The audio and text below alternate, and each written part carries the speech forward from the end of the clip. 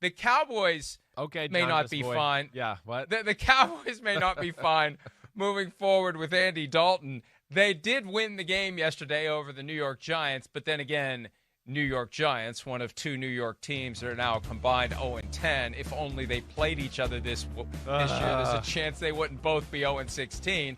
Andy Dalton, now the starter. Let's hear what Dalton had to say after yesterday's win. For a lot of people, you want to be in those situations. Tie ball game, get a chance to go down, 2-minute drive to win the game. And so, you want to instill confidence in everybody. I've obviously been in these situations multiple times, and so it's a lot of fun to be in those situations. And so fun to see how everybody responded. Everybody came out, made big plays. Michael Gallup with 2 incredible plays to get us down there and get us in field goal range. And so, that's why you play this game, for moments like that.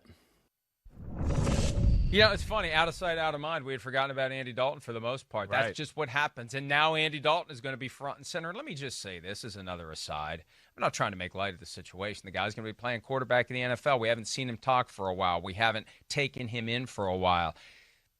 He could play the devil in a movie, couldn't he? I mean, really, not that he's an evil guy. He just has that look. There was that movie years ago Tom Cruise was in and Tim Curry played the devil. He just has that look.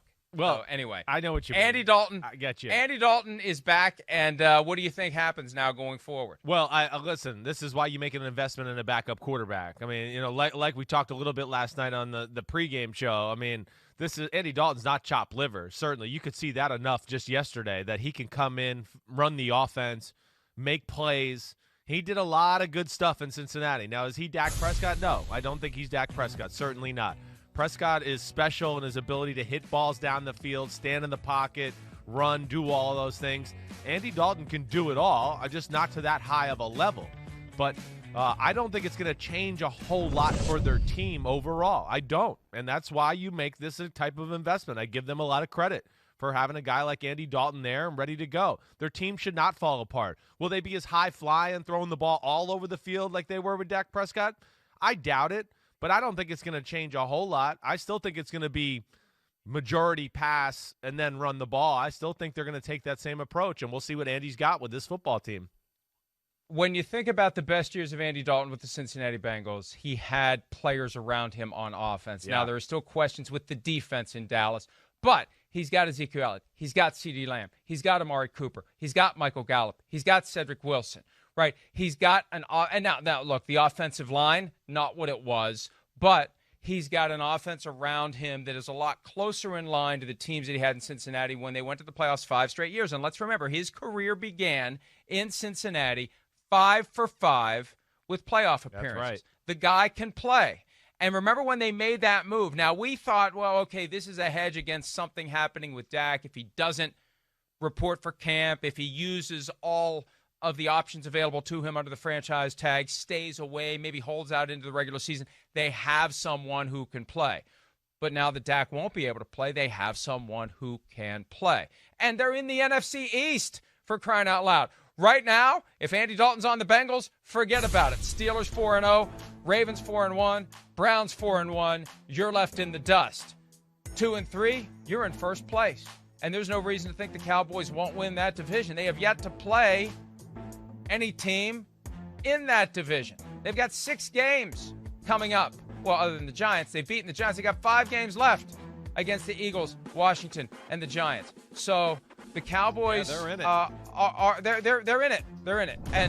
And you know, maybe what happens here, and we've seen this with teams from time to time, Chris. Right. The expectations will go away. They'll lower. You know, sometimes teams wither under the weight of heavy expectations. And the Cowboys had, even with a new coach this year, they had big expectations going into the season. They have big expectations every season. And maybe this, in a roundabout way, will just, all right, fine, pressure's off. Let's just go play the games 1 week at a time. Yeah. Let's go take care of business.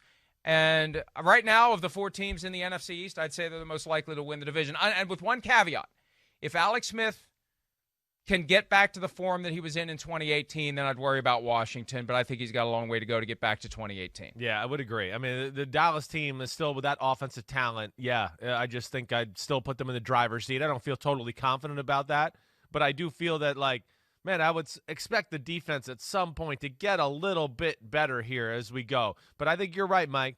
It kind of like brings down expectations. It's going to make them go back to the drawing board a little bit. We've talked about this before. Sometimes when the starter goes out, all of a sudden the coaches, they start to go, wait, some of those plays that starter made, they weren't really because of my plays. They were because he was really damn good and can make things happen off schedule. Now we got to find some other creative plays to help this guy out.